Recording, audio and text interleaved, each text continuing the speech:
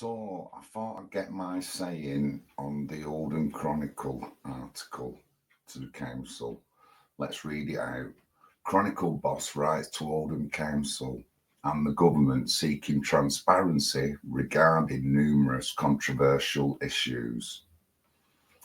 Goes on to say, Oldham Chronicle boss Matt Ramsbottom has written a lengthy email to Oldham Council and the government seeking urgent transparency regarding serious allegations of child abuse, potential corruption, and financial mismanagement in the town. Mr. Ramsbottom, the Oldham-based credible media group CEO, wrote to new council chief Shelley Kipling today, Thursday, requesting a meeting and hopefully subsequent reassurances regarding a number of topics and concerns which are currently swirling around the borough. The Chronicle has taken the decision to publish some of the content of the email, which has been sent to Council Chiefs MP Jim McMahon, Parliamentary Under Secretary of State for Safeguarding and Violence Against Women and Girls, Jess Phillips, Home Secretary Yvette Cooper, and Prime Minister Sir Keir Starmer. Mr. Ramsbottom said, "We simply can't ignore what is an unprecedented level of accusations based on experiences, views, opinion, and dialogue. We have purposely had physical meetings as well as lengthy discussions to help try and work out the level of truth in these accusations and allegations circulating online and in person." The email reads, "We hope this message finds you well. We are writing to formally request that you consider our testimony in a government cross-party select committee into several pressing issues concerning Oldham Council, specifically the cover-up of child abuse, corruption and financial mismanagement that are not in the interests of the people who live in Oldham. We believe our testimony will help in various ways. It's fair to say that other testimony, reports on child abuse cover-up, reports of criminality, reports of corruption, and discussion from both individuals and community groups have raised significant concerns online about the integrity of operations and the leadership within the council, particularly regarding the safeguarding of vulnerable children and financial management, along with turning a blind eye to such important issues.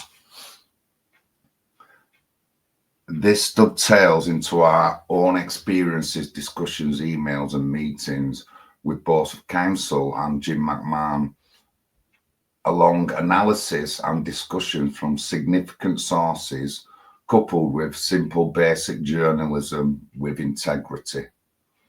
It's our belief that forensic accounting would and should be an option in the interests of transparency and openness. We are sure a P&L with assist list balance sheet management accounts will also show trends and will also highlight issues. We don't believe discussions about using the word Pakistani or white is helpful when it comes to child rape or abuse.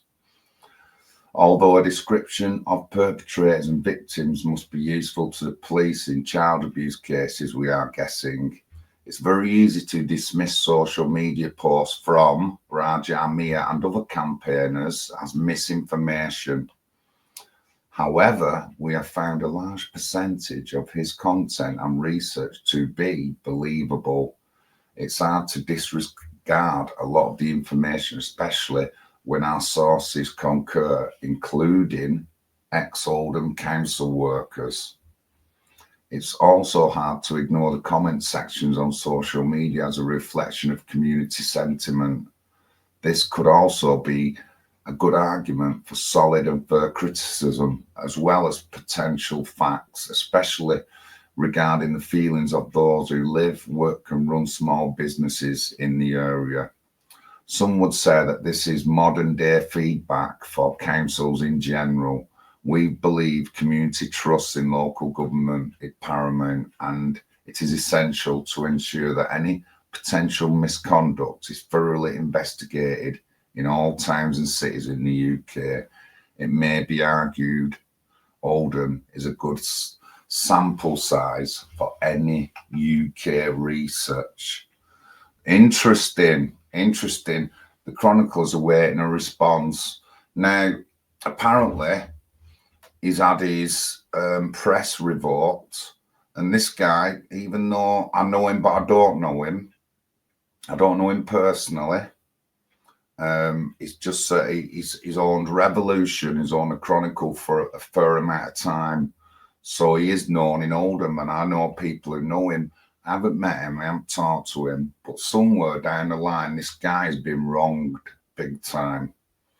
He's been wronged big time. He's been in the media for a while, so what's changed? And does it look like the council are going to try and cancel him? I wonder if there's any kind of legal things going on at the moment. I'm not 100% sure, but I just thought I'd give you my take on it. But this guy's been wronged somehow. It could be to do with Oldham Council. It could be to do with personal life or something like that. But he has been wronged, and the council are coming for him. And it's a very good article, that, because in it, he says that he's talked to ex-council workers, or they've talked to ex-council workers, as well as members of the public, campaigners. I'm guessing this guy, they would talk to me, given the circumstances, as I'm just as much an activist as Raja Miah and changing things in Oldham. But this guy definitely has been wronged somehow. I can't put my finger on it, but he's been wronged big time. But it's an interesting letter from the Oldham Chronicle. I see on social media that he's had his press privileges revoked, and he's not been allowed to go into any press covered meetings or anything. So, you know, I don't know if there's any kind of legal thing going on between his media company and the council. I'm just not 100% sure. But this guy's been wrong. So interesting stuff coming out of Oldham. Very interesting stuff. John Lawrence, National Housing Party. Thank you very much.